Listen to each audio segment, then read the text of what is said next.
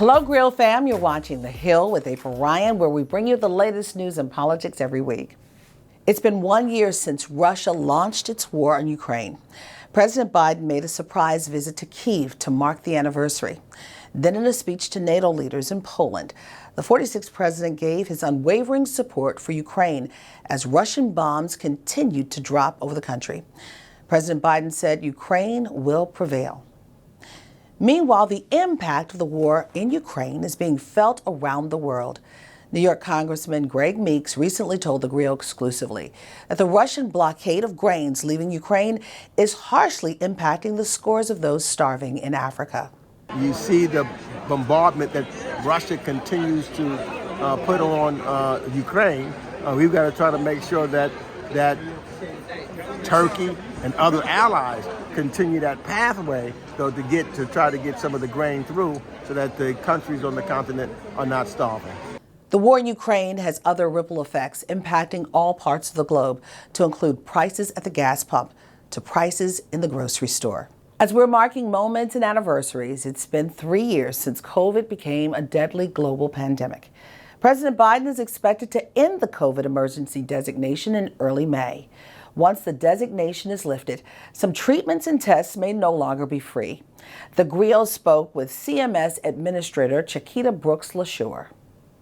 Vaccines are covered. So vaccines are a preventive service, and they prevent illness. So your COVID vaccine are free, as well as many other vaccines. So that is something that is not changing with the end of the public health emergency. The other things that we're all very focused on are things like treatments. And treatments right now are covered. The government is paying for treatments. When those payments change, if you have insurance coverage, like under our programs, you will continue to be able to get treatment. Administrator LaSure says there is a concern that the COVID numbers will rise if people do not continue to get vaccinated. The federal government's economic infusion was slow to reach the Black community during COVID. TheGrio spoke with basketball icon Earvin Magic Johnson, who has just as much prowess in the business field. During the COVID shutdown, Johnson and his company gave financial aid to Black-owned businesses.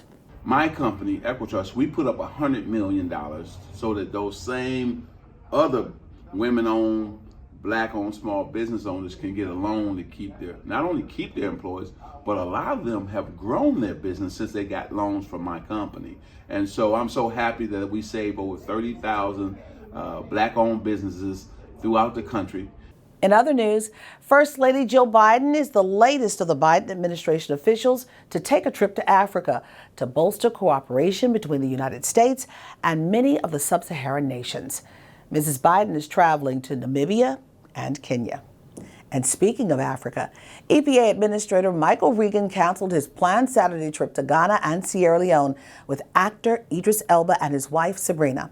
Regan is on the ground in Ohio and overseeing the cleanup and decontamination of the air and water in East Palestine. Regan is working to instill confidence in the water system after the cleanup from the train derailment there. He was also filmed drinking tap water in that community. Here's to you. Thank you. Thank you so much. Awesome. That's good.